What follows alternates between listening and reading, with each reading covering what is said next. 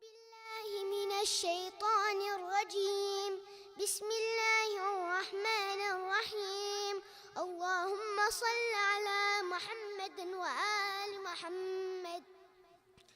اللهم إني أسألك وأتوجه إليك بنبيك نبي الرحمة محمد صلى الله عليه وآله. يا أبا القاسم يا رسول الله يا إمام الرحمة يا سيدنا ومولانا، إنا توجهنا واستشفعنا وتوسلنا بك إلى الله، وقدمناك بين يدي حاجاتنا يا وجيها عند الله، اشفع لنا عند الله. يا أبا الحسن يا أمير المؤمنين يا علي بن أبي طالب يا حجة الله على خلقه يا سيدنا ومولانا، إنا توجهنا واستشفعنا وتوسلنا بك إلى الله، وقدمناك بين يدي حاجاتنا يا وجيها عند الله، اشفع لنا عند الله. يا فاطمة الزهراء يا بنت محمد يا قرة عين الرسول يا سيدنا ومولاتنا، إنا توجهنا واستشفعنا وتوسلنا بك إلى الله، وقدمناك بين يدي حاجاتنا يا وجيهة عند الله، اشفعي لنا عند الله. يا أبا محمد يا حسن بن علي أيها المجتبى يا ابن رسول الله يا حجة الله على خلقه يا سيدنا ومولانا، إنا توجهنا واستشفعنا وتوسلنا بك إلى الله، وقدمناك بين يدي حاجاتنا يا وجيها عند الله، اشفع لنا عند الله. يا أبا عبد الله يا حسين بن علي أيها الشهيد يا ابن رسول الله يا حجة الله على خلقه يا سيدنا ومولانا، إنا توجهنا واستشفعنا وتوسلنا بك إلى الله، وقدمناك بين يدي حاجاتنا يا وجيها عند الله، اشفع لنا عند الله.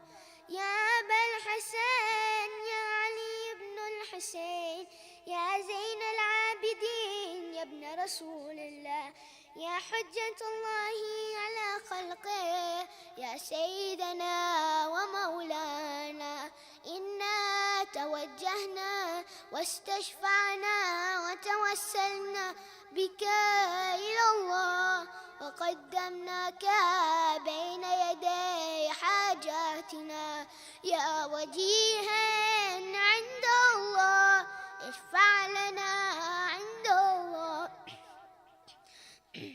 يا أبا جعفر يا محمد بن علي أيها الباقر يا ابن رسول الله يا حجة الله على خلقه يا سيدنا ومولانا، إنا توجهنا واستشفعنا وتوسلنا بك إلى الله، وقدمناك بين يدي حاجاتنا يا وجيها عند الله، اشفع لنا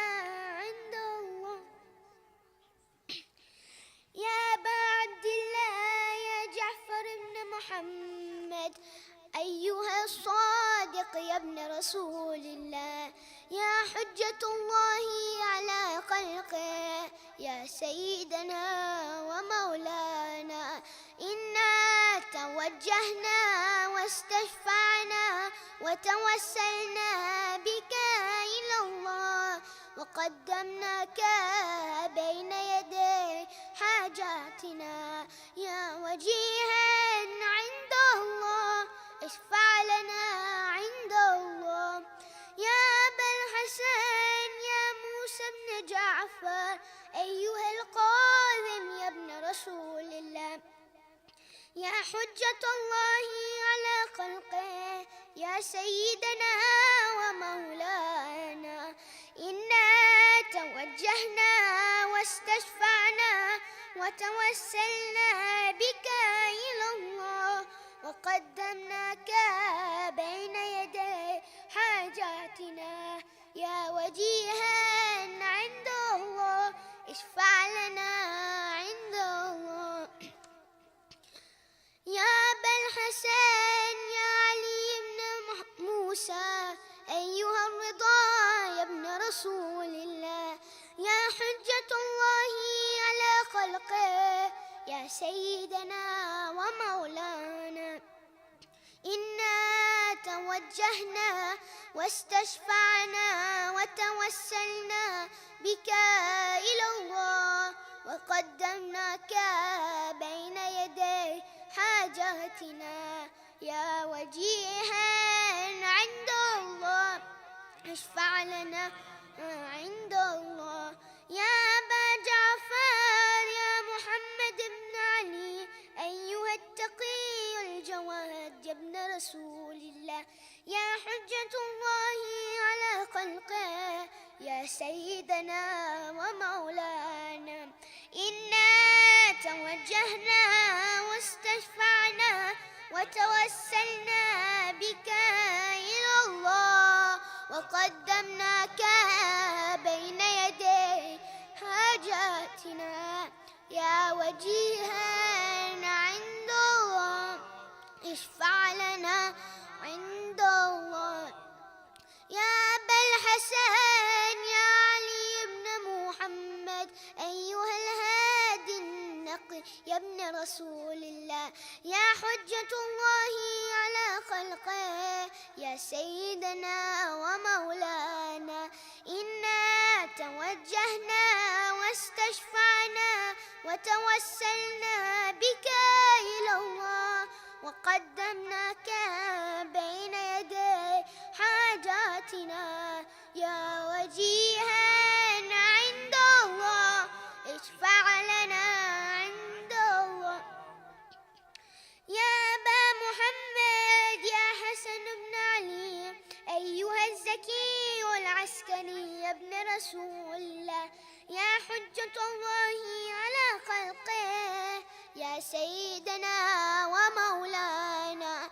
إنا توجهنا واستشفعنا وتوسلنا بك إلى الله، وقدمناك بين يدي حاجاتنا، يا وجيها عند الله اشفع لنا عند الله. يا وسيء الحسن والخلف الحجة أيها القائم المنتظر المهدي يا ابن رسول الله، يا حجة الله على خلقه، يا سيدنا ومولانا. إنا توجهنا واستشفعنا وتوسلنا بك إلى الله، وقدمناك بين يدي حاجاتنا، يا وجيها عند الله اشفع لنا عند الله حاجات.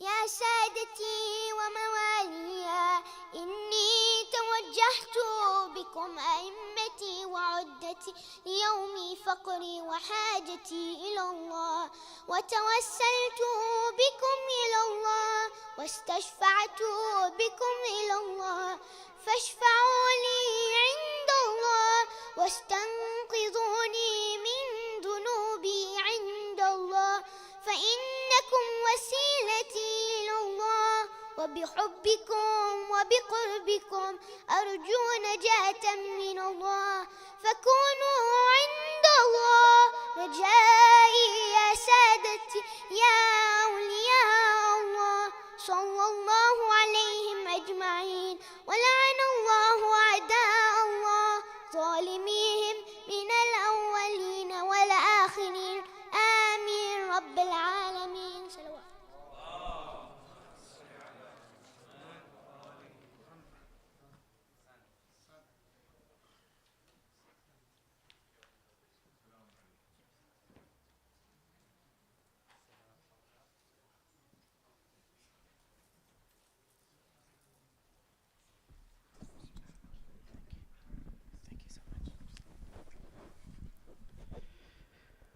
بر محمد وآل محمد صلوات. محمد وآل محمد. Before starting, could I kindly request you to come forward? Can I have another loud salawat?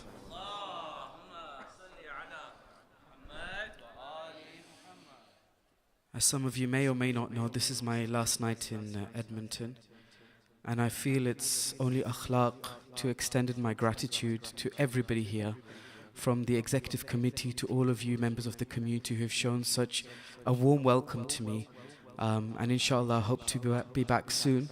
Secondly, a lot of people have asked me for requests, some of which I've been able to fulfill, some of which I've not been able to fulfill. So for those of you who have requested something and I've not been able to fulfill it, please accept my apologies from the deepest heart, inshallah. Can we have a loud salawat?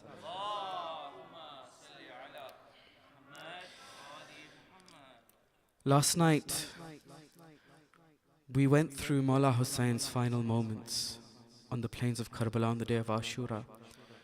Today I want to take you on a journey through two moments in those last few hours which completely broke my Mawla.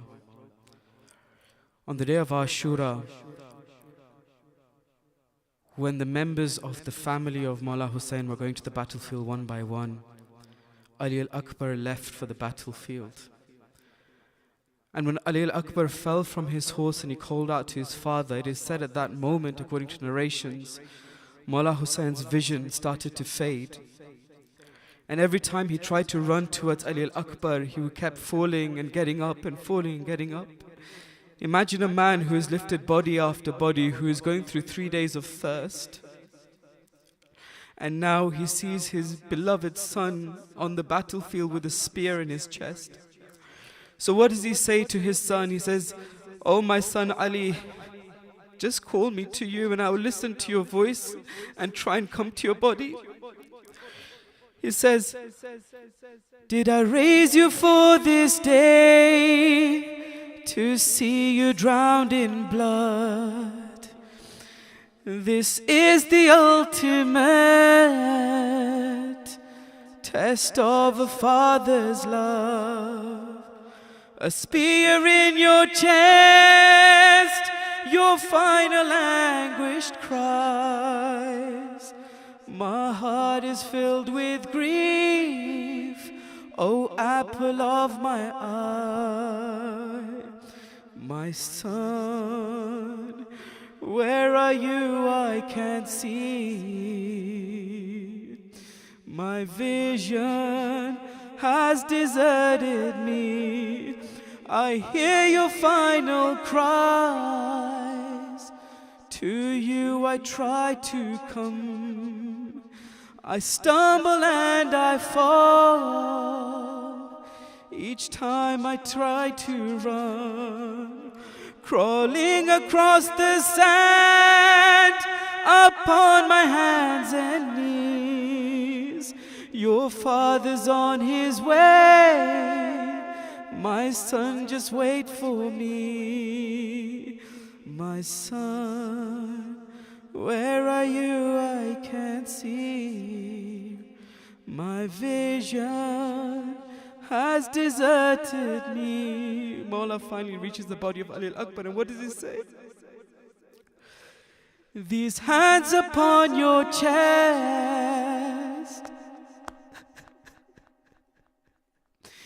These hands upon your chest.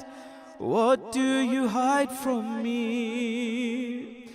Is it that you have pain, or a wound from which you bleed?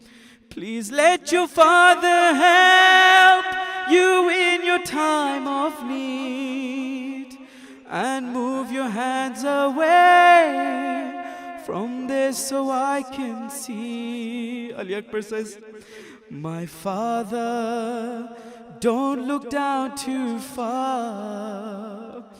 A spear's deep inside my heart. The skies are witnessing beneath the scorching sun. A broken father looks down at his dying son. Their bodies trembling, their bodies trembling, with tears in their eyes, as they embrace one last time as they say goodbye. My Father, don't look down too far. Spears deep inside my heart.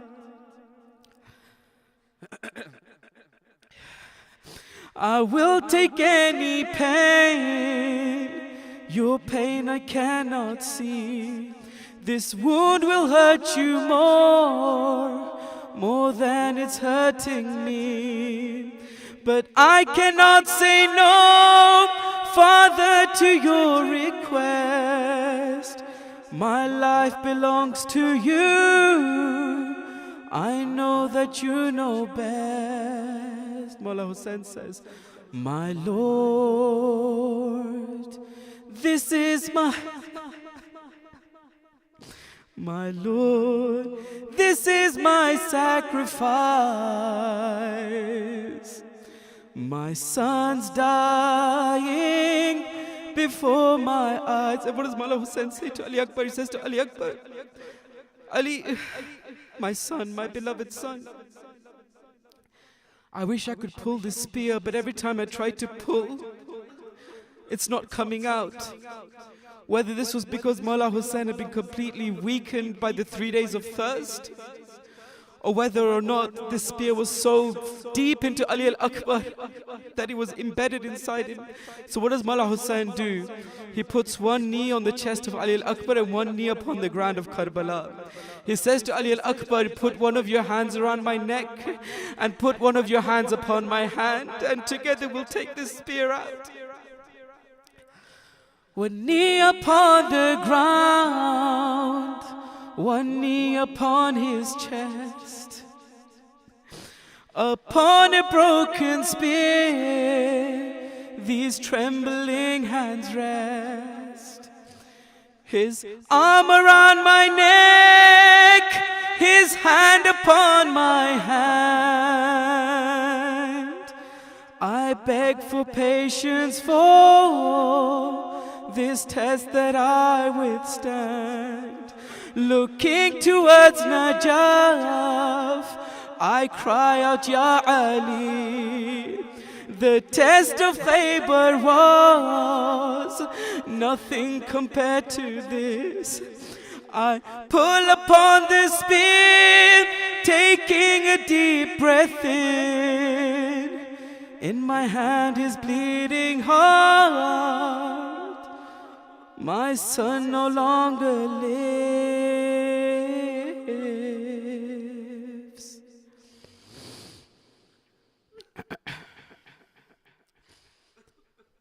This is one of the times that Mullah Hussein was completely broken. But I'm going to take you a few hours back in time, the night of the night of Ashura rather. The night of Ashura falls upon the land of Karbala. In every tent, a parent is preparing a child for the war coming. Sayyidah Zainab is preparing Onin Muhammad. Farwa is preparing Qasim. Layla is preparing Ali Akbar. Bibi Rubab is rocking a small cradle. But in one tent we see Mawla Hussein is sat there with his little daughter on his laps, and he's stroking her hair. Now I'm going to ask you a question. You are very intellectual people, very learned people. And I'm sure some of you have children. I'm sure you know children who are 4 years of age. And I'm going to ask you a very simple question. If you told a 4-year-old child that tomorrow I'm going to die, how would they comprehend that? A child who has grown up with you every single day of their lives. And Bibi Sakina had slept on his chest from the day she was born up until this night. Hussein says to his daughter, "Oh Sakina, tomorrow I will not be coming home." No one knows what that final conversation was like. But the mind and the heart of a poet would like to put something together about this. And Salman Azmi says, "Kar raha hai ye ravi bayan Karbala उसने आशूर की शब का मंजर लिखा सीनाए शाह पाबिलते शाह हुदा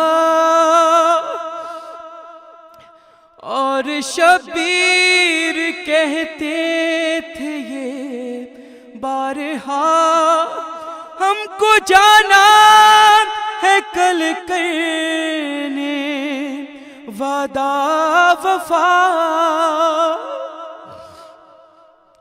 तुम पे आएगा अब सब्र का मरहला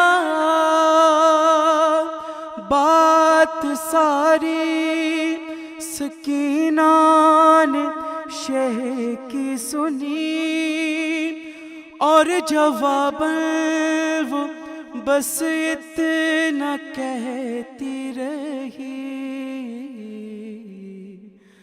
अच्छा बाबा सुलाने तो आओगे ना रोज चेहरा दिखाने तो आओगे ना बोले शबीर ऐ मेरी नूरे नजर तुमको करना है अब शाम तक का सफर तुमको कैदी बनाएंगे अब अहल शहर बोली शहजादी मुझको नहीं कोई डर तुम कहो तुम सुलाने तो आओगे ना रोज चेहरा दिखाने तो आओगे ना Imagine Mawla Hussein says to his daughter, Shah कहने लगे ऐ मेरी लाडली तुम पे आएगी अब शाम गम की घड़ी आग दामन में होगी तुम्हारे लगी बोली वो फिक्र مجھ کو نہیں ہے کوئی میرا دامن بجھانے تو آؤ گے نا روز چہرہ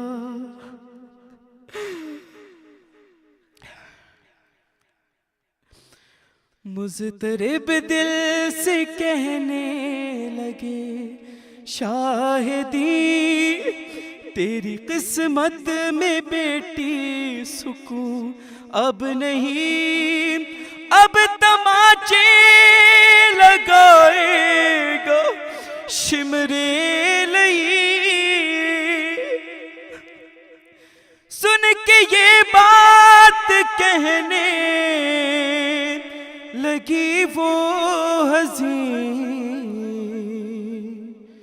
شمر سے تم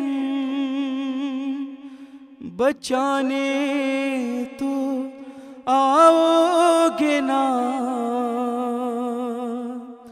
روز چہرہ دکھانے تو آؤ گے نا.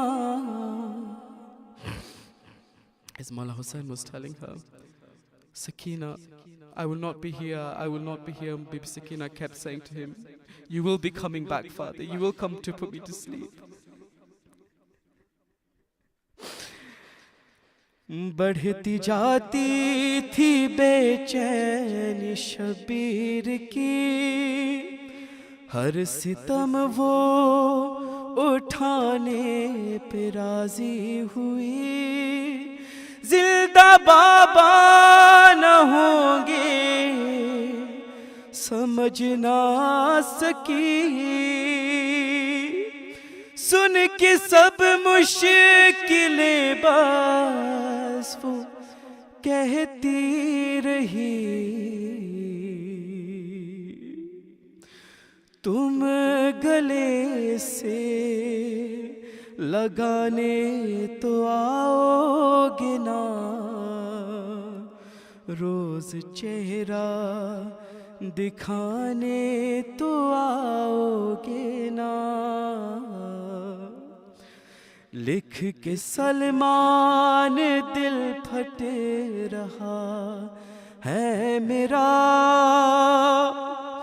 ہائے جب شاہ والا نے رو کر کہا اب تو زندان مرقد بنے گا تیرا بیٹی صابر کی تھی بولی وہ صابرہ میرا لاشا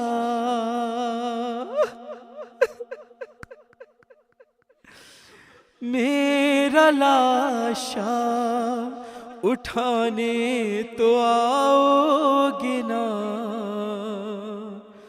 روز چہرہ دکھانے تو آؤ گے نا.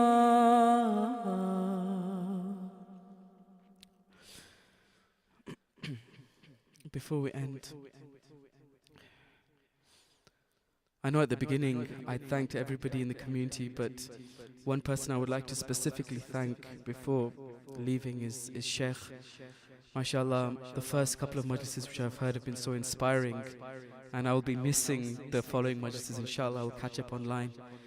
But may Allah subhanahu wa ta'ala bless you and take you from strength to strength so that you can continue spreading this message and this mission of the teaching of Mullah Hussein alayhi salam. As we do every night, we make this pledge to Mullah Hussein. We say, Labbaik ya Hussein, and this pledge comes from the heart and not just from the lips. Everybody raise your hands and together.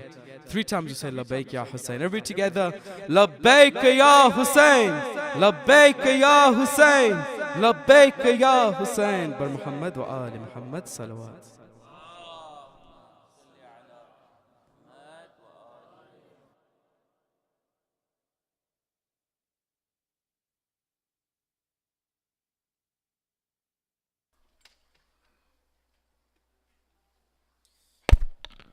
Assalamu alaikum, brothers and sisters. Just a few announcements. It's going to be the same announcements as yesterday, so you hear this a lot of times throughout Muharram, but inshallah, eventually, it'll really be seared into your memories. So, first, of course, is this Sunday, inshallah, we have the Walk of Honor, and you'll see it come up on the screen right there. Inshallah, at 11 a.m., Violet King Henry Plaza. It's a joint event, and we want to get as many of our brothers and sisters out there. So please, inshallah, support this event. Come join us for this walk in honor of Imam Hussein, Alihusain, and all the Shuhada and the Asiran in Karbala. Second is our Muharram Fund. We are raising money. We're hoping to, inshallah, hit 30,000 this year. As we've increased our programming, we have a resident alim, our need for funds has grown, so we have increased the Muharram Fund. So please do, inshallah, donate generously, and you can see it says right there, you can donate online on at Canada Helps or via e-transfer. We'll also be setting up the Square Reader. As we get into the later nights, we'll set those up so that you can donate at the center as well. Third, on Saturday, the 20th of July, we have our Muharram Imam Hussein blood drive. And so it will be from 12 p.m. to 12:45 p.m. And again, this is a joint event, so it's not restricted to our center. It's any Shia Muslim. I mean, anybody who wants to join. But of course, we're marketing and promoting to all our Shia brothers and sisters. To donate blood in the love of Imam Hussein, al-Islam for the sake of Allah. So please do donate blood. Complete this eligibility quiz. It has been sent out to the WhatsApp. If you need help signing up, anything like that, you can talk to me. I'm more than happy to help you with. There's only 25 slots. We've already had people start to sign up. So if you are interested, sign up quickly, and then we can open up more slots. But if we delay, we won't be able to open up more. And the deadline to sign up is this weekend, end of Saturday this weekend. I think we can push it to Sunday, but end of this weekend, we have to have everybody signed up. So please do sign up. And then fourth, can all the youngsters who are against the wall please move off the wall? The wall is reserved for elders or people who might have health issues. Everybody else who is able to sit, alhamdulillah, please do move off the wall. And then everybody else, can you please move forward? Inshallah, we're expecting a big crowd, so let's all move forward. Alhamdulillah, come right up. Thank you, jazakallah khair. Sallu ala Muhammad wa ali Muhammad. Allahumma salli ala Muhammad wa ali Muhammad. Thank you. Yes, please fill up the front. And with that, let's welcome Shaykh Alihusain with 3 loud salawat. Allahumma salli ala Muhammad wa ali Muhammad. Allahumma salli ala Muhammad wa ali Muhammad.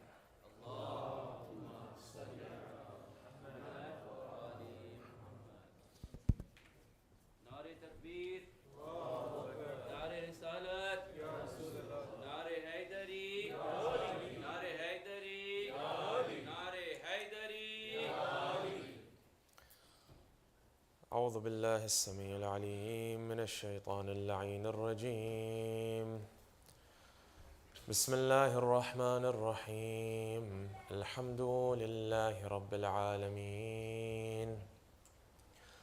الحمد لله الذي هدانا لهذا وما كنا لنهتدي لولا أن هدانا الله. ثم الصلاة والسلام على سيدنا وحبيب قلوبنا وشفيع ذنوبنا وطبيب نفوسنا محمد بن عبد الله وعلى أهل بيته الطيبين الطاهرين. اللهم صل على محمد وآل محمد. قال الله تبارك وتعالى في كتابه الكريم وقوله الحق وهو أصدق الصادقين. بسم الله الرحمن الرحيم. ويوم يعض الظالم على يديه يقول يا ليتني اتخذت مع الرسول سبيلا. آمنا بالله صدق الله العلي العظيم. اللهم صل على محمد وآل محمد. أعظم الله أجورنا وأجوركم بمصابنا بأبي عبد الله الحسين عليه أفضل الصلاة والسلام. وبعد، سلام عليكم جميعا ورحمة الله وبركاته. Shabir has inspired me to mention a few ahadith about the remembrance of Imam al-Hussein alayhi salam as I begin. So if you allow me, It's mentioned in Kamil al-Ziyara regarding enjoining upon individuals the remembrance of Imam al-Hussein through eulogies and qasa'id and recitations. The sixth holy Imam is said to have said that one who recites a qasida for Imam al-Hussein, one who recites some sort of eulogy, a lamentation, a marthiyah as we know it, for Abu Abdullah al-Hussein, and makes 10 people cry, he says, وَجَبَ عَلَيْهِ الْجَنَّةِ, Jannah becomes wajib upon him. Then Imam says, in actual fact, if he makes 9 people cry, if he makes 8 people, until he gets to one individual, he says, even if he makes one person cry because of Hussein alayhi salam, Allah has incumbinated Jannah upon this individual. Such is the remembrance of Imam al-Hussein, that it is a fire, as we know, in the hearts of the believers that will never be extinguished. And it's upon you and me as individuals who have been blessed with the path of the Ahlul Bayt alayhimus salam to do whatever we can to ensure that we not only maintain this flame but ignite it even further, not only within ourselves, in our families and our communities as well. And if that means that we have to begin to make slight changes so that the wider audience can begin to appreciate the sacrifice of Imam al-Hussein, then so be it. By this I mean, as an example, the language. You and I know, growing up, some of us might have understood a certain language of our forefathers. Moving to the West, our parents made that move for greener pastures, and in that move, things were lost. One of them may have been our language or the mother tongue that our parents had. And that's good in some senses, in the sense that the younger generation now have a different mother tongue and are stronger in their language of English, but also it has its negatives, in that a culture tends to come through its language. And if we lose that language, we lose parts of the culture as well. We build a new culture, which isn't wrong. To build a new culture is not wrong, provided it's maintained within the boundaries of morality that Islam has dictated.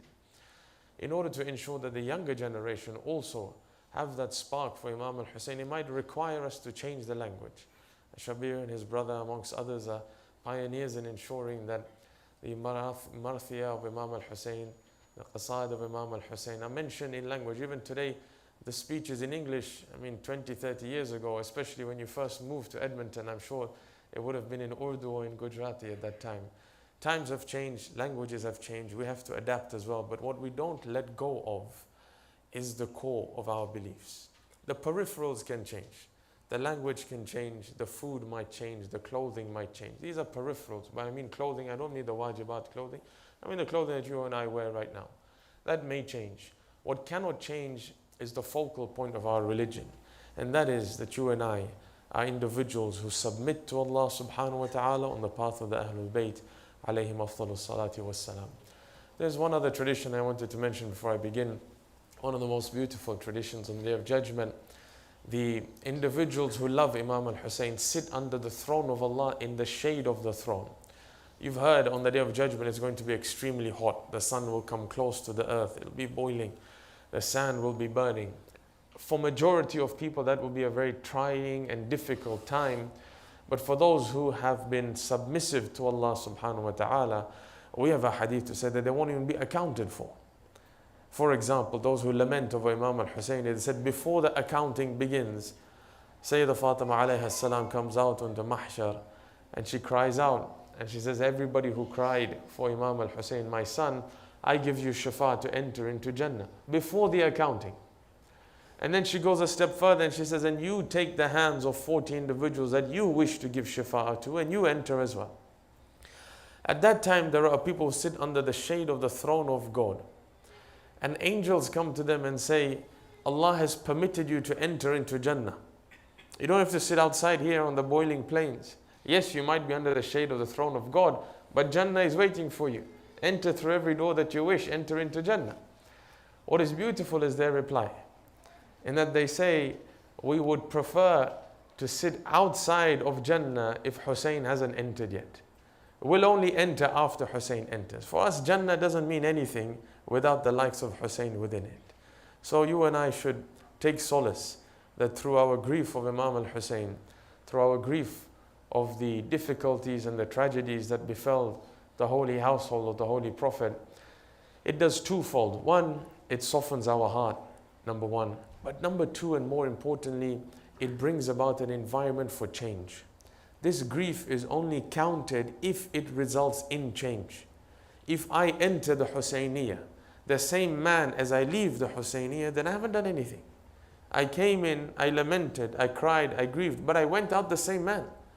At the very least, after crying over Hussein, I should at least think about my actions and ask, am I in sync with the path of the Ahlul Bayt or not? And if there's something where I'm falling short, then at least in this gathering I should make a resolve with Allah that Allah, I will try and make change. I might fall short again. I might go back home and commit the same sin again. But at least right now when I'm sitting and I'm thinking and I'm asking myself, what gift has Allah given to me? What good have I done that the reward of that is that I was born into a family that loves Muhammad and al-Muhammad, that has the wilayah of Amirul Mu'mineen flowing in our bloods from the time that we were born, from the lullabies that our parents taught us and sang to us. They were about the Ahlul Bayt alayhimus salam. We've grown up in this environment. I have done nothing to deserve it. At the very least, as I sit here today listening to the Quran and the ahadith and lamenting over Hussein, at the very least I should ask myself, is there anything that I should be doing that I'm not doing? And I should exit the doors of this Husayniyah, making a resolve with Allah that Allah, from tomorrow you shall see a different man, a different woman. I promise I will try my best to make a change. If I fall short, that's a different story. But at least the resolve to try and make change is present. Imam Zainul Abidin alayhi salam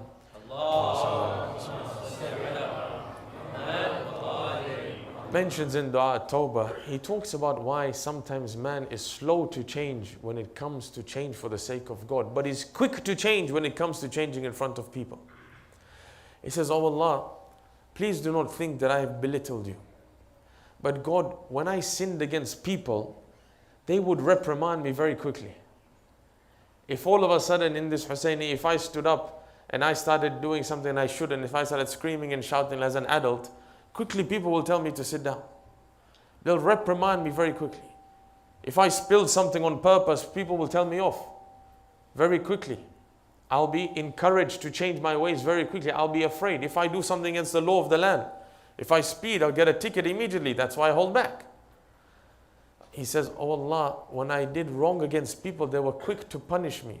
That's why I was afraid of them. But God, when I did wrong against you, I realized that you were not quick to punish. You held back your punishment. So I did it a second time and you didn't punish me again. So a third, and then I became habituated to going against you. Until now, he says in Dua Tawbah, he says, until now that the clouds have dispersed in front of my eyes. And now I have seen who I have wronged, not what I did wrong. What I did wrong is the action. Who I wronged against. Who is it that I oppressed? My Lord who hasn't done anything wrong to me. My Lord who never fell short when it came to serving me and giving me from His blessing. Never shortchanged me. That's the Lord that I have wronged. In Dua bi Hamza, he tells Allah, أَنَا الصَّغِيرَ الَّذِي رَبَّيْتَ. Oh Allah, I am that young one that you nurtured. God, when I was in the womb of my mother, not even my mother could control the way I was growing. All she had to do and her duty was to eat right, eat good food, and that hopefully would get to me. She couldn't even control how that food went down her throat, how it entered into her stomach through the umbilical cord, entered me. Oh God, she had no control over that. You are the one who nurtured me. God, even when my mother and father had not even known, had no knowledge that I was conceived in the womb of my mother, you are aware of it. You placed me there and you made me grow inside her womb. And when it came to giving birth, when my mother gave birth to me, oh Allah, she didn't know whether the umbilical cord would tie itself around my neck and suffocate me and kill me. Nobody can control that. Even the midwives are not in control of that. Whether my heart would beat or where it would stop.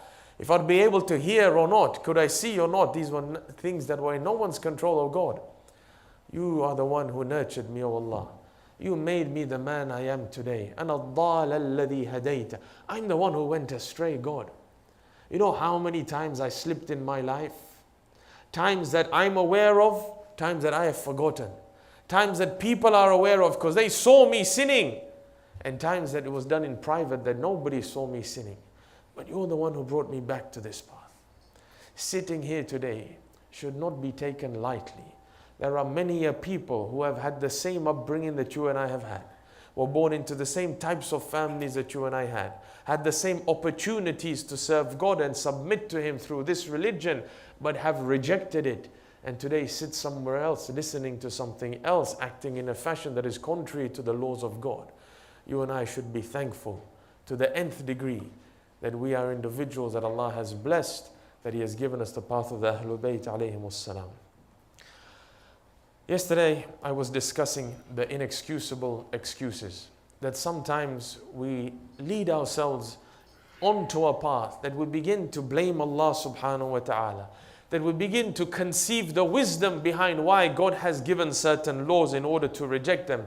I gave you a real life example yesterday that I heard myself about sitting on a table with alcohol. That you know the law. You refer to your jurist or jurists, and the law is very clear, at least from the mainstream, that you cannot sit on a table with alcohol if you're consuming food.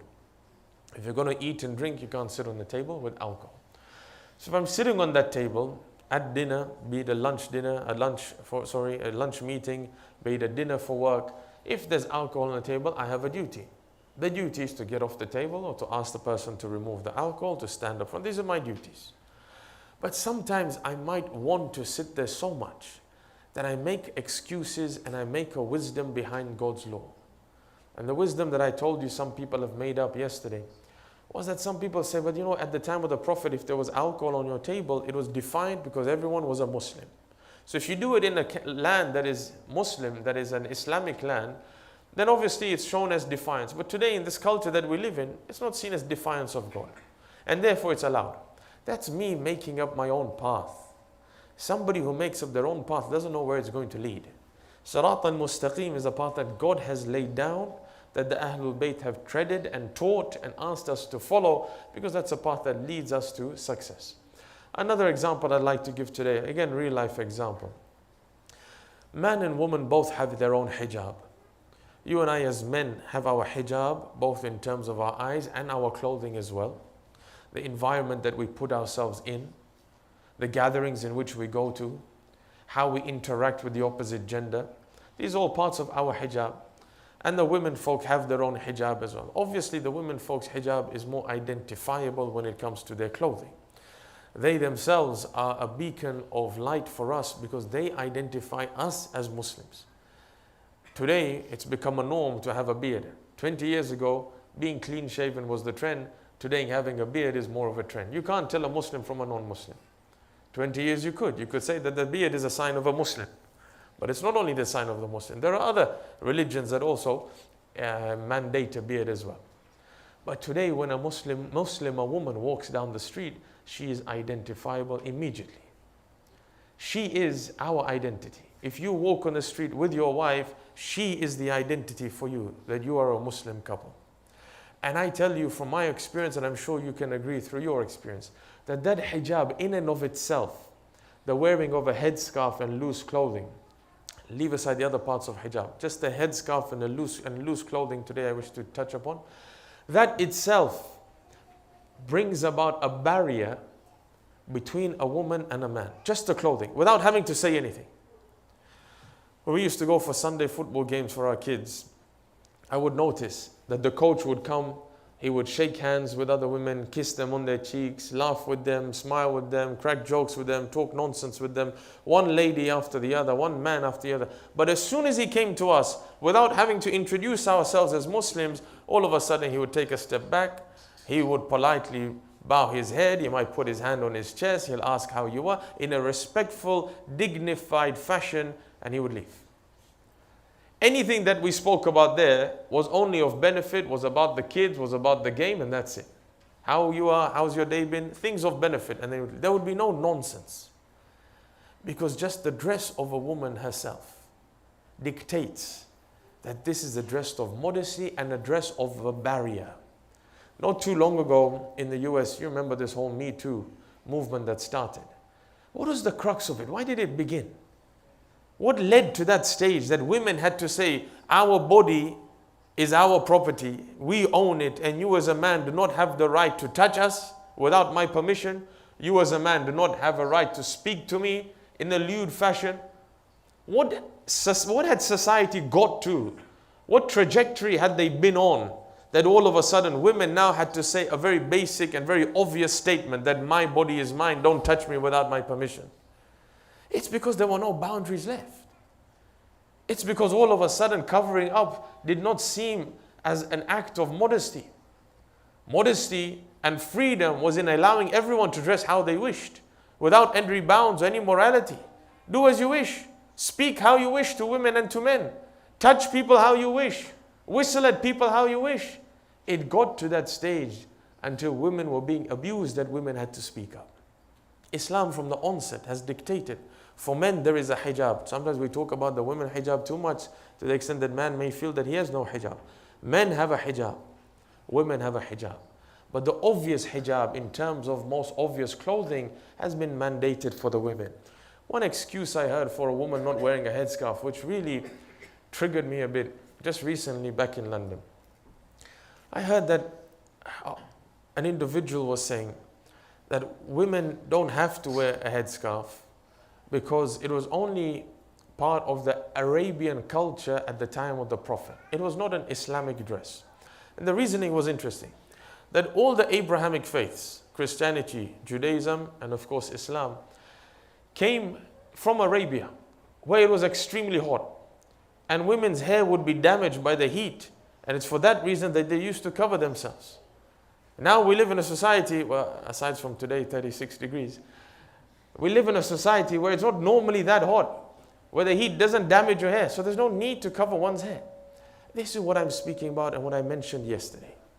That one by one, step by step, you and I can become desensitized to sin by making immorality morality, by making our own justifications.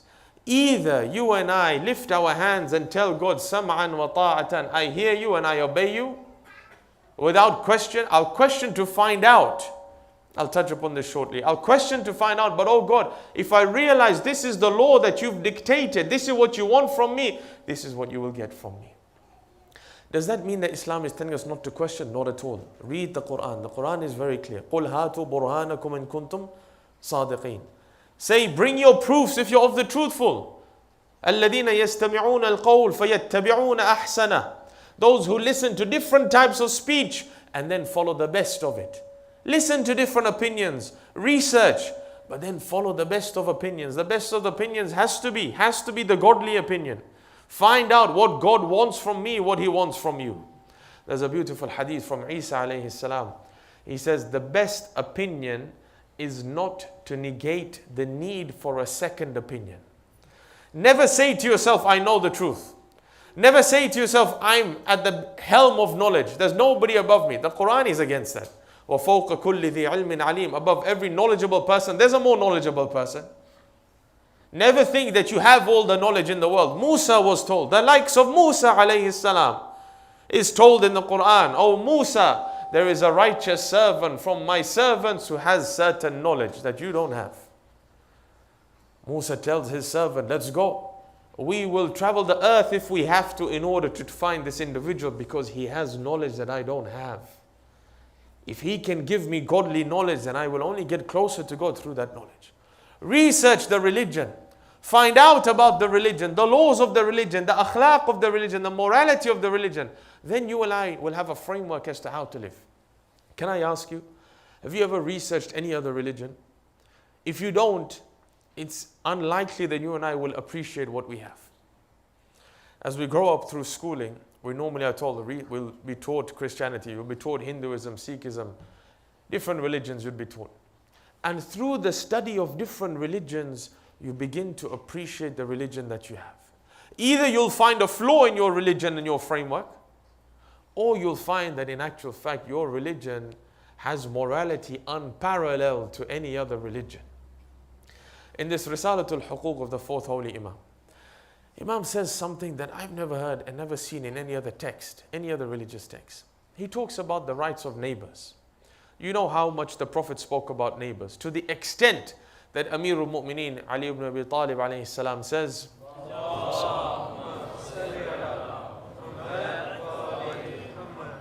Imam says that the Prophet emphasized about neighbors so much that we thought he was going to mandate us to leave part of our wealth in our will to our neighbors. That's how much greatness and dignity and status he gave to our neighbors. The fourth holy Imam says, if you come back home with gifts for your children, and your children are playing outside with the children of your neighbors, if you're my follower, you do not have the right to gift your children in front of your neighbors' children without gifting them as well. Which religion teaches you morality like this? That even when it comes to children who will forget by tomorrow, but you don't have the right to break one child's heart at the expense of mending your child's heart. Giving your child a gift, and so the other children feel that my father didn't give me a gift today. What have you done to that child's heart? What have you done to their father? Maybe their father can't afford something. That's why he hasn't brought anything home. Maybe the mother is very busy and is in extreme difficulty. That's why she can't gift the children right now. But now you've planted a seed of doubt in the children's heart to say, why not my father? Why not my mother? Why his or why hers? Imam says, you don't have the right to do that. This is divine morality. Imam says, on a hot day, when you come outside, and if there's a cool breeze hitting your neighbor, and you go to speak to them, you do not have the right to stand in the way of the breeze and your neighbor such that it doesn't hit them anymore. I mean, what kind of men and women were these individuals? That at every step of their life, not only would they think of wajibat and muharramat, above that, talking about what is best. وَقُولُوا لِلنَّاسِ حُسْنًا, the Quran says, and speak to people in a polite fashion. If a child right now gets up and starts crying, if a child right now starts running around, you have two options, do you not? You and I can scream at the child, and the child will probably get frightened. And what if seed have we planted in the child's heart? Will that child want to come back to the Husainiyah tomorrow? Or they tell their parent that I got shouted at, I got screamed at. There are children. Children have to cry. If a child doesn't cry, there's a problem. Ask a midwife. As soon as the child is born, if the child's not crying, they hit the child on the back. You have to cry. If you're not crying, there's a problem here. Children have to cry. If a child doesn't run around, it's not a child. Which child sits here at the age of 5, cross-legged for the next 40 minutes? They're not children if they do that. There's something wrong here. They haven't been given the environment to be children and to explore. That doesn't mean we wreak mayhem within the Husainiyah. We have rules, we have guidances, but at the same time, if a child simply becomes a child and cries or wants to play with something and makes noise, there's a way to speak. There's a way to teach so that individuals are still welcome back to the center. In the same way, not only children, but adults as well. If somebody comes into the center wearing shorts, for example, somebody comes with a Mohican, strange looking individual, strange to our custom and norms, there's a way to speak. There's a way to inform individuals that we have certain etiquettes when we come to the place where God is remembered. There's certain clothing when we come to the prayer. But if you and I scream at individuals and speak to them in a fashion which doesn't call them towards the path of God, then these individuals will turn their back from the path of God. There's a difference, however, between leadership and the general rank and file of society.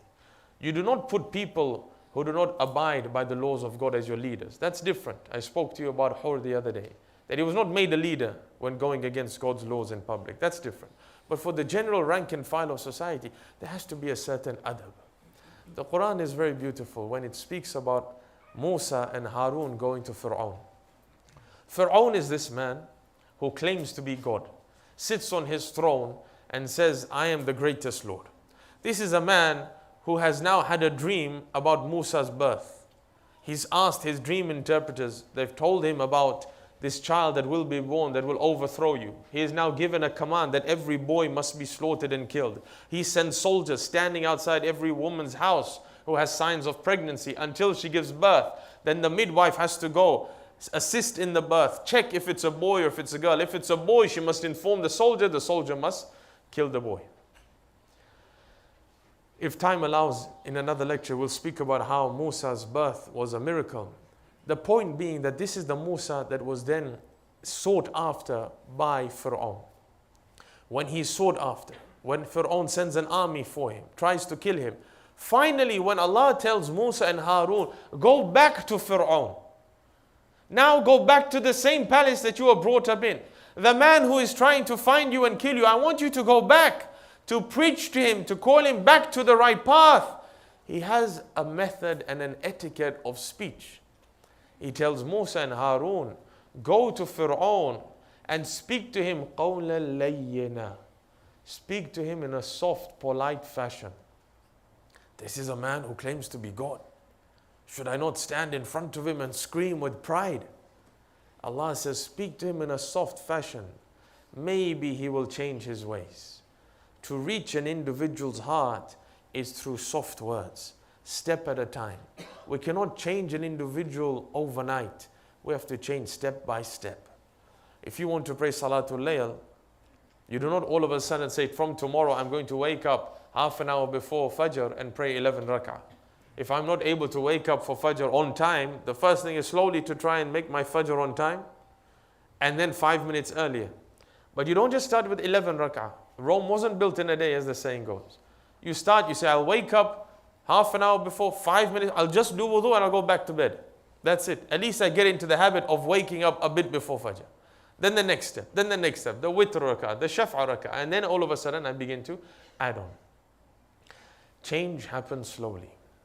However, when you and I see that the environment is pressurizing us so much that it's pushing us towards evil and immorality, you and I have to make a stance. When we're talking about slow change, we're talking about that change which is not going to fall us into haram. You're not going to tell somebody, stop drinking alcohol slowly. You're going to tell them, you need to stop drinking alcohol. The way in which you stop drinking alcohol might be step by step. But I'm not going to change my red line. I'm not going to say, it's okay if you drink this much today. It's never okay. The red line is the red line. You shouldn't have been drinking. But because you're an alcoholic, we'll take it step by step. In the same way, you and I as parents, we have a duty on our shoulders to ensure that the environment in which we place our children in is conducive for them to act upon the law of God and the morality of God. You as a father, me as a father, you as a mother, on the day of judgment will partake in the sin of the child if they fell into sin because of us pressurizing them and forcing them into an environment which they didn't want to go to. Yes, the child will also have a sin. The Quran is clear, وَلَا تَزْرُ وَازِرَةٌ وِزْرَ أُخْرَى. Nobody will take the burden for somebody else. The child cannot say, I shift my burden on my parents. The child had free will at the end of the day. The child could have done certain actions, and provided they did and they tried their utmost, then maybe they are excused. But a parent, if a child comes to you and says, Dad, I can't help it, I'm fallen into a premarital relationship, I've fallen into this sin or that sin, because of the environment that I'm being put in. Dad, because of where we live. Look at the billboards around us. It shows you what certain beauty is. If the girl comes home and says, Dad, Mom, I can't live up to beauty as exerted on me, the pressures that my friend circle are exerting on me. I find it difficult to wear this headscarf. I can't wear it anymore. I can't wear loose clothing. I'm being mocked in society. Nobody speaks to me. I'm being bullied. The parent has a choice now. I'll tell you what the choice is. If this same child, God forbid, had a severe illness, and because of the environment and the heat or the cold that you're living in this country, because of the environment and the weather, that weather exacerbated the illness of the child, what would you do? Would it take you too long to make that decision? Because you and I value the existence of our children. I don't want a child who falls ill, let alone a child, God forbid, who passes away. I will do anything and everything, even if it means changing my job, even if it means migrating to another land, even if it means uprooting myself from one home and going to another home. I would do that for the sake of my child because I value their existence and their body, their physical being. If my spouse, God forbid, fell ill in the same way, and the only medicine and the only other cure was on the other part of the world, you can be certain that each and every one who sits here come what may, will do anything in their power to move to the other side of the world to gain that medicine to cure their spouse. What is more important, brothers and sisters? The physical being and the body of a human being, or their soul? If you were to put it on a scale, which one is more important? Which one did Ayub get tested with, and which one was he successful with? Was he not tested with his physical body? Were his children not taken away from him overnight? 10 children killed overnight, taken away by God. All of his crops overnight burnt. His livelihood taken away. An illness taken upon his physical body that didn't affect his intellect. What does he say in the Quran when it gets too much for him? When the illness becomes too much. When the pressures of society become too much. He turns to God and he says, Anni massani adh-dhur. Oh Allah, difficulty has touched me. Does he blame God? He doesn't. He says, Wa anta arhamur rahimin. You're the most merciful of the merciful ones. But what he did do during that entire time where his body was being affected is that he looked after his soul and he never complained to God. Umar ibn Sa'ad was telling his companions to look after their bodies, whereas Hussein alayhi salam was saying, look after your souls. That was the difference between these two people. The difference between these two armies. That side was saying, we'll give you the riches of the earth. You will have everything at your fingertips. You'll buy houses, you'll own cities, everything. Your generations will be taken care of. Look after the physical pleasures of this dunya. But this side, with only a handful of people, was saying the hadith of the Prophet. And the hadith says, protect your body with everything. Protect your life with everything. But when it comes to the religion, protect your religion even with your life. Give up this body in order to protect the purity of your soul. This is what it means by following in the path of the Ahlul Bayt alayhim wasalam. That you and I see them, understand their morality, realize the do's and the don'ts, and then we follow them footstep in footstep. I want to mention a quick anecdote of Salman Farsi and Abu Dhar. You know, Abu Dhar was of a certain status and Salman was of a different status. Despite the fact that they were extremely close companions of the Prophet, no one could touch Salman. Abu Dhar comes to Amir al-Mu'mineen alayhi salam once and he says, oh Amir, tell me, how did Salman achieve the status that he achieved? What did he do? Show me so that I can also emulate. So Imam tells Abu Dhar, call Salman. Salman is called. Imam says, Abu Dhar, Salman, let's walk. He goes into the desert and they begin to walk. They walk for a while, then the Imam stops and he turns around and he tells Abu Dhar, how many sets of footprints are there? So Abu Dhar turns around and he says, oh Amir, there are 2 sets of footsteps. He says, but how many of us are there? He says, there are 3. He says, so where is the 3rd set of footsteps? He says, I don't know. He says, ask Salman.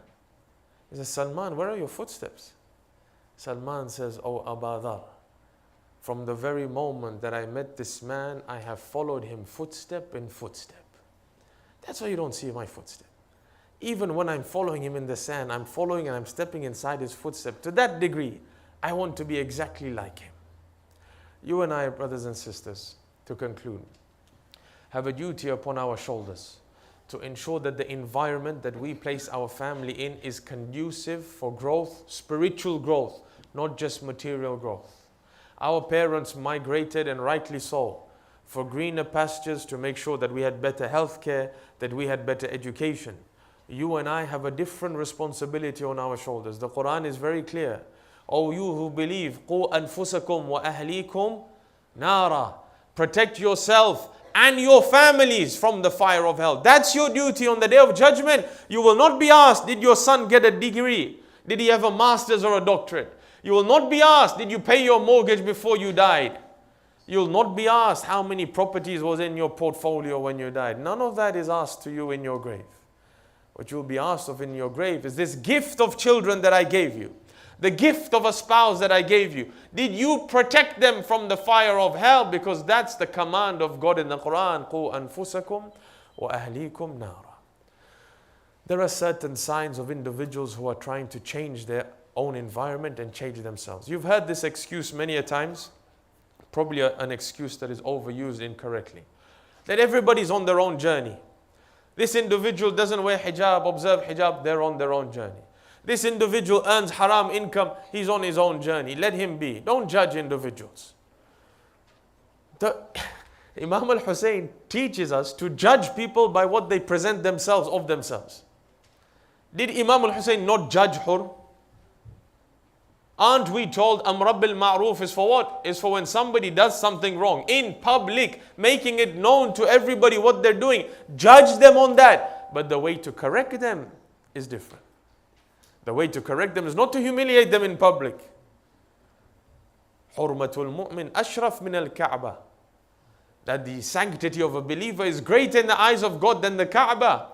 You try and correct the individual in private first. You don't humiliate them. You speak to them. You advise them. You try and take them on a journey. Somebody who's not praying continuously, you tell them, come, let's pray together. Let me teach you the prayer. You don't know how to pronounce the Arabic, pray behind me. I'll teach you how to pray. Step by step, I take them. You can't fast today. Let's try, we'll fast together.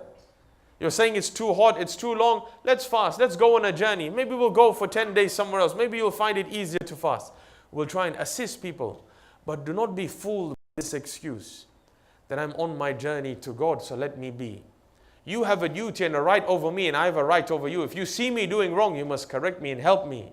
If I see you doing wrong, I have a duty to you to help you and correct you as well.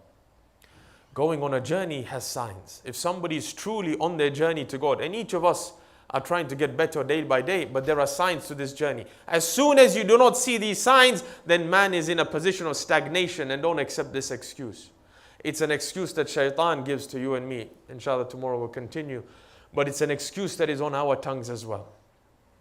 Number one, if somebody says that they are on a journey, me myself, if I say that I'm on a journey, the first thing I must realize is that I firstly must accept that I'm doing wrong. Acceptance of wrong is the first step. If I turn around and say, I don't think I'm doing wrong in the first place, then that's not me being on a journey. That's not me accepting that I am willing to change and need to change. I have to accept first. What didn't shaitan do? He wasn't in acceptance that he had done wrong. He said, I'm better than Adam, created out of fire, out of clay. There was no acceptance of sin. I need to accept firstly that yes, God, there is blame on my shoulder. I am doing wrong. I have 10 years of qadha salah to repay. I'm not doing it. I'm accepting, God, that I'm doing something wrong every day by not trying to repay the salah one by one. Every day I'm living a life, I'm sleeping more, I'm entertaining myself more. You have a right against me, God, on the day of judgment. I left my prayers, I have to repay them. At least I should try. At least every day 2 rak'ah more. Fajr, at least every day begin to repay it. That's me showing myself that I've accepted wrong, number one. Number two, I'm taking action to try and correct myself. You see action. If I'm finding it very difficult to not earn money in this fashion, I only know how to work with interest. I only know how to invest in different firms, arms firms, breweries and the like. I need to start taking action. I need to start pulling my investment out of those shares, out of those companies, start putting them elsewhere. It might not happen overnight. I might be afraid of quitting my job overnight. Maybe it's the right thing to do, the godly thing to do, to rely on God. And overnight, remove myself from that job. If the only job I could find was inside a bar and I'm working there, should I not be trying extremely hard to work somewhere else? Should I not quit that job and come to my community members and say, can you please help me find a job? That's exertion of effort. The second sign, first, is that I accept that I'm doing something wrong. And the second one is that I'm taking steps to try and correct myself. If you do not see within me steps that I'm trying every day to correct myself, then it means that I have no shame left inside me, that I'm going against God. As soon as there is no shame left in man, he'll be willing to go against God in public and in private. The hadith of the Ahlul Bayt say, one who defies God in public in front of people will have no problem in defying God in private. If you can sin in public, be sure that you and I can sin in private as well. To conclude then, what we learn from the Ahlul Bayt alayhim wassalam is that you and I have a duty on our shoulders with the gifts that God has given us. The signs that somebody is on their journey to change is that they're willing to accept fault, that yes, I've done something wrong, God, or I'm doing something wrong. And God, in return, let me show you that I'm willing to change by taking action. The first is that I'm ashamed of my actions. I don't announce it to people. I try and hide it. Secondly, God, you'll see, step by step, I'll begin to undo what I've been doing until a time comes that I can stand in front of you on the day of judgment and tell you, God, I tried my utmost. I may not have reached the finish line, but I tried my best. One of those individuals who tried his utmost, who gave absolutely everything, was a man who was around the age of 75 years of age. A close friend of Imam al-Hussein alayhi salam, Habib ibn Mazahir al-Asadi. This is a man who is buried within the shrine of Imam al-Hussein at a distance. He has his own grave there. He has his own grave for a reason. Because Banu Asad were a clan that lived around in the peripherals of the land of Karbala. Habib ibn Mazahir was there on the day of Ashura. He left Kufa in the night as a covering. He meets Imam al-Hussein. You can imagine the joy that he must have brought, the smile to the face of Hussein. And Imam was waiting for his friends and companions to join. Imagine seeing a 75-year-old man coming towards you, whose back is bent. A man who has to tie material around his waist to straighten his back. Who comes and says, Hussein, I heard that you were in need. I didn't leave you alone. Bear witness for me on the day of judgment in front of your grandfather, that even this 75-year-old man, whose eyelashes have overgrown and whose eyelids are saggy now, oh Imam, you bear witness that this man whose back is bent, who is struggling to stand upright, has taken every effort that he has within his body, has exerted the effort with every atom in his body to come and serve you for the sake of God. Accept me as one of those who can defend you and your family. Everybody in the camp was delighted when they heard Habib had come. Not because Habib was a man who would be able to kill 10,000 people, but because they knew that Hussein now has an individual who is loyal to him, who he can rely upon. These 72 men were loyal companions of Hussein that the family knew Hussein would be able to rely upon until his very last breath. At the time of Dhahr, one of the companions of Imam al-Hussein comes to Imam al-Hussein, Abu Samama.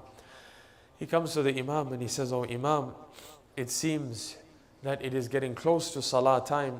I would love that before I return to Allah, I'm able to pray my Salah. Can you imagine at the time of prayers? Who is going to think about prayers in the midst of a war? Who is looking at the sun and waiting for it to reach its zenith in order to inform the companions that it's Salah time? These were the companions Hussein had. Imam turns to him and says, you've reminded of the prayer. You've reminded us of the prayer. May Allah join you with the worshippers and the reciters. Verily, it's time for prayers. They pray the Salah. And after the Salah, people come from the companions of Umar ibn Sa'ad and scream to the Imam and scream to Hussein. They say, oh Hussein, what prayer are you praying? Your prayers will never be accepted. These words hit the heart of Habib. Habib cries out to them. He says, oh individuals, you've been born of illegitimate birth. You think our prayers are not going to be accepted, and you individuals who last night were drinking alcohol, your prayers will be accepted? All of a sudden, the companions of Umar ibn Sa'ad became angry by the words of Habib. They challenged him to one-on-one combat. Habib comes and he fights a courageous fight. He kills tens of men. Tens of men are killed by Habib. This was an old man. You can imagine the way in which he fought. You can imagine the way in which he must have mounted his horse. But he still fought a courageous fight. He still was not afraid of death. This man was a man that Imam could rely on, that if he went to the battlefield, he would never flee from the battlefield. In actual fact, prior to the day of Ashura, he actually tells the Imam, oh Imam, my clan and my tribe is near here. Banu Asad is only a few meters away. Allow me to go and ask them to come and join us. Imam says, I give you permission. Habib goes to Banu Asad. He informs them of who he is. They say, who are you who has come at the middle of the night? He says, I am Habib ibn Mazahir al-Asadi from your tribe. They say, oh Habib, we haven't seen you for a time. What do you want? He said, oh people, I invite you towards heaven. Only a few spaces away is Hussein, grandson of the Prophet, stranded in Karbala all alone. He is going to be massacred and martyred. I ask you to come and protect him. All of them All of the menfolk take their swords, mount their horses. As soon as Umar ibn Sa'ad finds out, he sends his army to block their path. As soon as Banu Asad realize that they're going to be killed, they turn around, they flee. The next day, if you go to that same campsite, there are no camps left. They packed their tents and they left. Habib comes back to Hussein without any of the Banu Asad. He must have been looking down, telling Hussein, "Oh my Imam, I tried, but they fled. They were afraid of martyrdom." This was a man who wasn't afraid of martyrdom. He fought a courageous fight. And as he fell, his last falling, Imam al-Hussein rushes towards him and he cries out. He says, "Oh Habib, your achievement is great in the face of Allah. You were a man of distinction, oh Habib, a man who completed the recitation of the Quran every single night. Ala la'natullahi ala al-qawm al-zalimin. فَسَيَعْلَمُ الَّذِينَ ظَلَمُوا أَيَّ مُنْقَلِبٍ يَنْقَلِبُونَ إِنَّا لِلَّهِ وَإِنَّا إِلَيْهِ رَاجِعُونَ وَضَمَّ قَضَائِهِ وَتَسْلِيمًا لِأَمْرِهِ مات مع حسين يا حسين يا حسين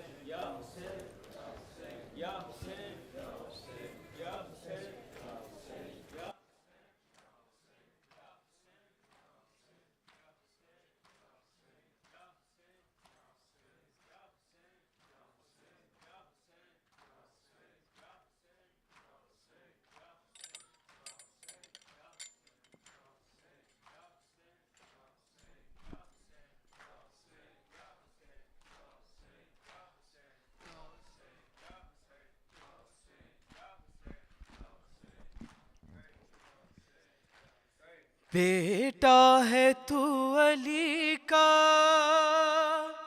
زہرا کی تو دعا ہے، شابر تیرا آقا، ام البنین ماں ہے۔ بیٹا ہے تو علی کا، زہرا کی تو دعا ہے، شابر تیرا آقا، ام البنین ماں ہے۔ ہر صورت و چلن میں حیدر سے نہ جدا ہے، تا حشر تجھ سے قائم، دنیا میں بس وفا ہے۔ عباس عباس عباس عباس عباس عباس، سب مل کے ماشاءاللہ۔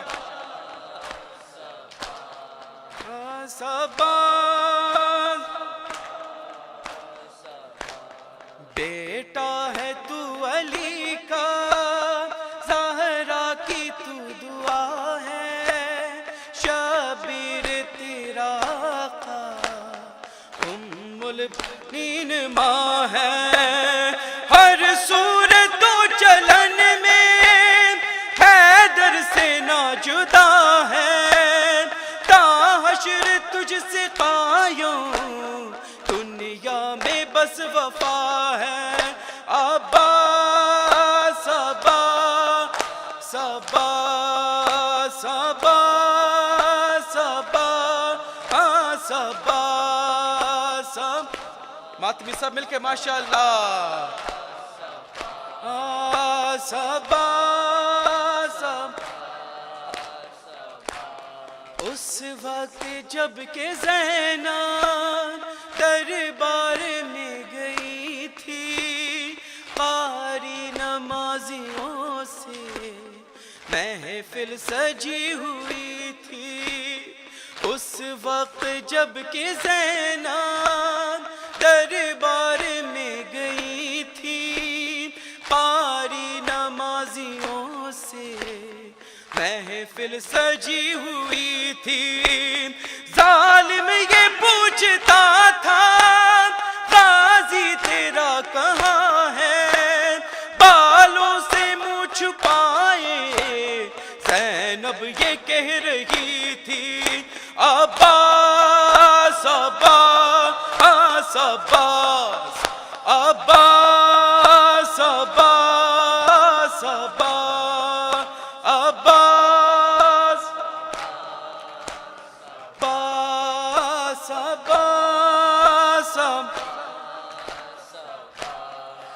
برچھی جگر پہ کھائے اکبر بھی سو رہے ہیں، تپتی زمین پہ خاص کے ٹکڑے چن رہے ہیں، برچھی جگر پہ کھائے اکبر بھی سو رہے ہیں، تپتی زمین پہ خاص کے ٹکڑے چن رہے ہیں، پکڑے کمر کو اپنی مقتل میں دیکھتے ہیں، تنہا میں رہ گیا ہوں رو رو کے کہہ رہے ہیں، عباس عباس عباس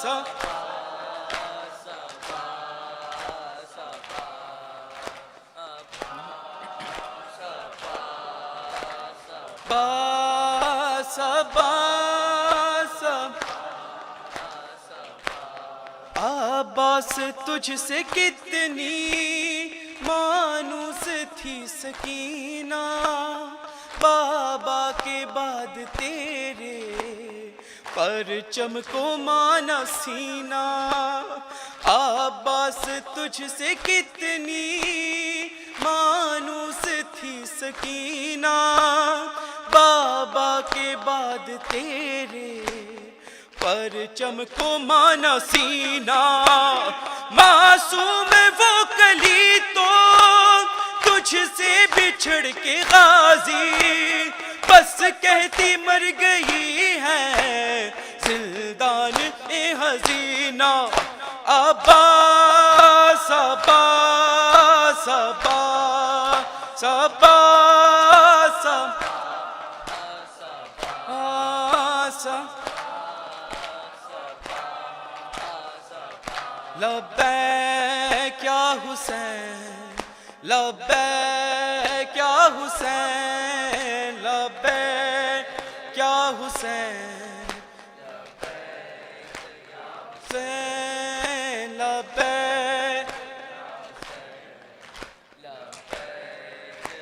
سب مل کے لبیک،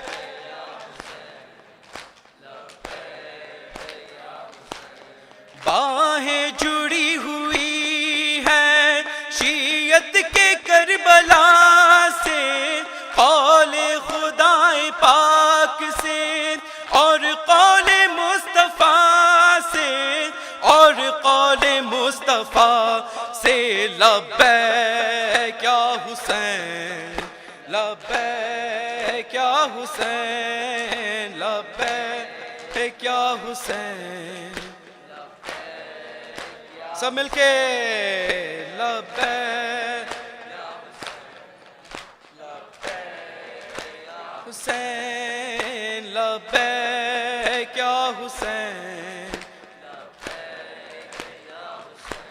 نام علی کو دودھ میں ماں نے پلا دیا، قربانی حسین کا مقصد بسا دیا، مقصد بسا دیا، لبیک یا حسین، لبیک یا حسین، لبیک یا حسین، لبیک یا حسین، لبیک یا حسین، حسین لبیک یا حسین، وہ ہاتھ ہی جلا دے چھینے گا جو علام، روکے گا کون مجلس، روکے گا کون ماتم، روکے گا کون ماتم، لبیک یا حسین، لبیک یا حسین، لبیک یا حسین، لبیک یا حسین، لبیک یا حسین، لبیک یا حسین، حسین لبیک،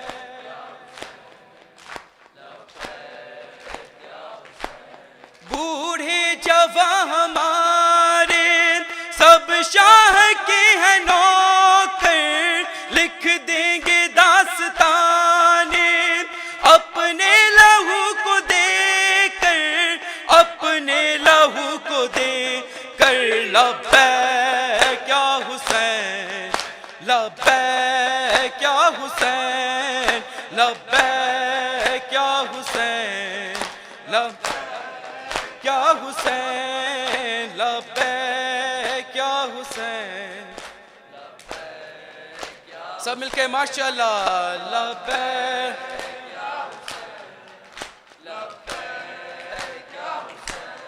आँचाए ना कभी भी इस दीन मुस्तफा पे, हर चीज ही फिदा है ज़हरा पे मुर्तज़ा पे, ज़हरा पे मुर्तज़ा पे।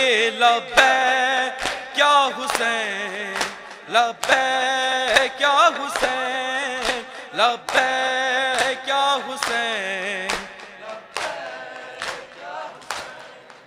लब्बैक या Hussain.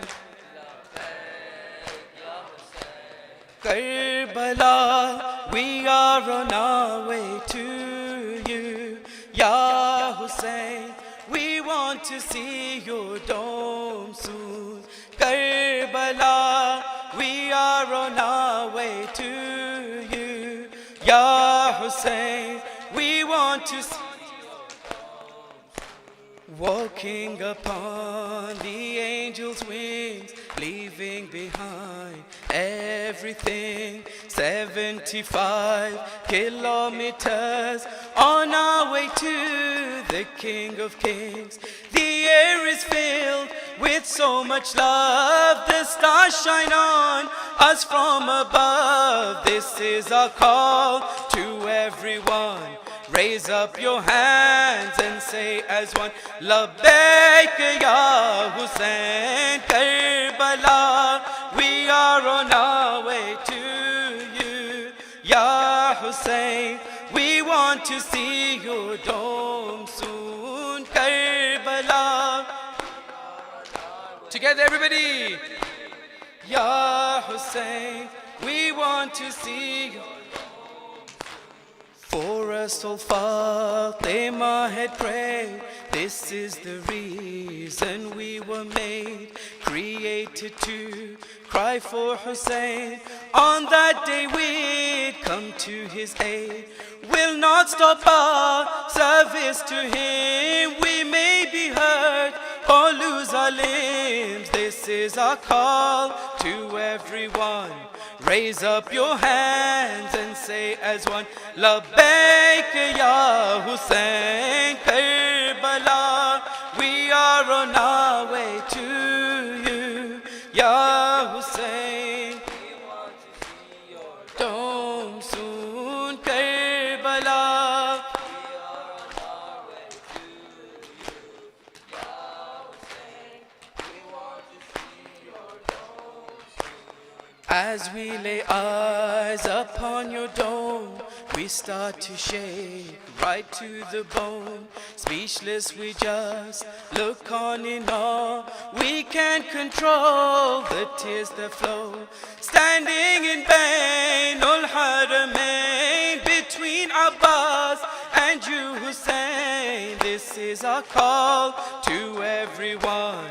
Raise up your hands and say as one, Labbaik ya Hussein. Karbala, we are on our way to you, Ya Hussein.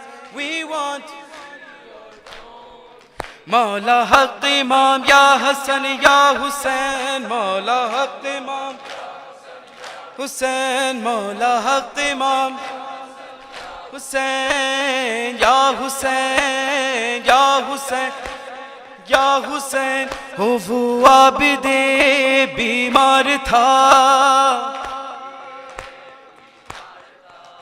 वो आबिदे बीमार था, हो चलने से जो लाचार था,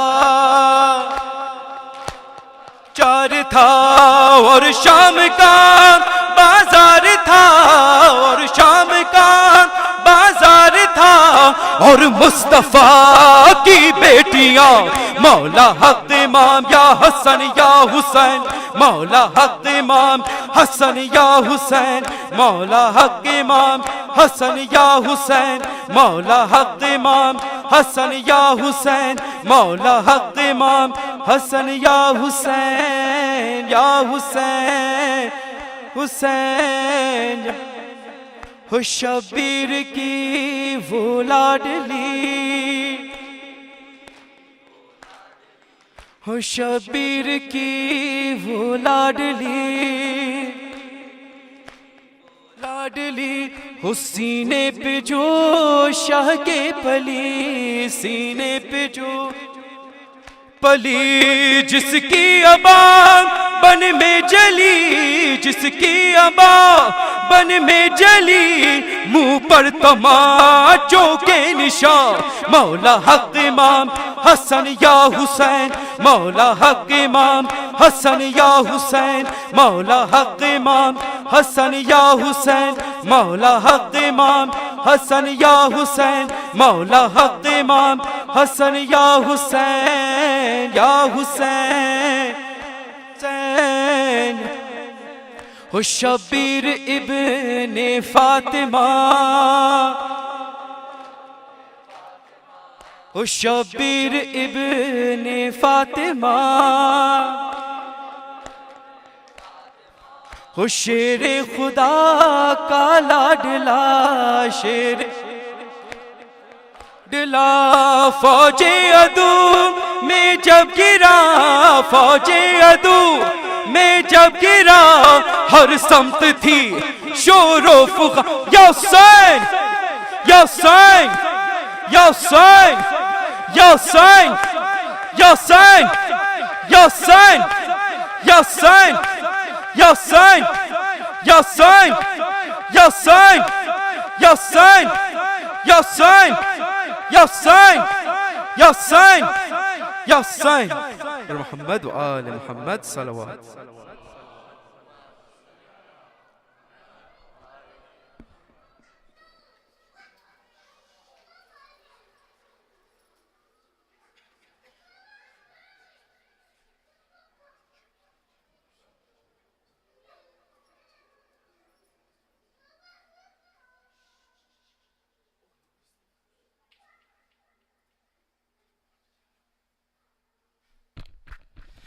السلام عليك يا رسول الله يا حبيب الله يا نبي الله. السلام عليك يا أمير المؤمنين يا علي بن أبي طالب يا مرتضى. السلام عليك يا فاطمة بنت رسول الله يا قرة عين الرسول يا سيدتي نساء العالمين. السلام عليك يا حسن مجتبى. السلام على الحسين وعلى علي بن الحسين وعلى أولاد الحسين وعلى أصحاب الحسين. السلام عليك يا سيدة زينب. السلام عليك يا غازي عباس جميعا ورحمة الله وبركاته. السلام عليك يا محمد الباقر. السلام عليك يا جعفر الصادق. السلام عليك يا موسى الكاظم. السلام عليك يا علي رضا. السلام عليك يا محمد التقي. السلام عليك يا علي النقي. السلام عليك يا حسن العسكري. السلام عليك يا مولانا يا صاحب العصر والزمان الأمان والأمان والأمان. السلام عليك يا إمام الإنس والجان. السلام عليك يا كعبة الإيمان. أجل الله تعالى فرجك وسهل الله مخرجك وظهورك. السلام عليك يا أهل بيت نبوة جميعا ورحمة الله وبركاته. اللهم صل على محمد وآل محمد. بسم الله الرحمن الرحيم. اللهم كل وليك الحجة ابن الحسن صلواتك عليه وعلى آبائه في هذه الساعة وفي كل ساعة وليا وحافظا وقائدا وناصرا ودليلا وعينا حتى تسكنه أرضك طوعا وتمتعه فيها طويلا برحمتك يا أرحم الراحمين. اللهم صل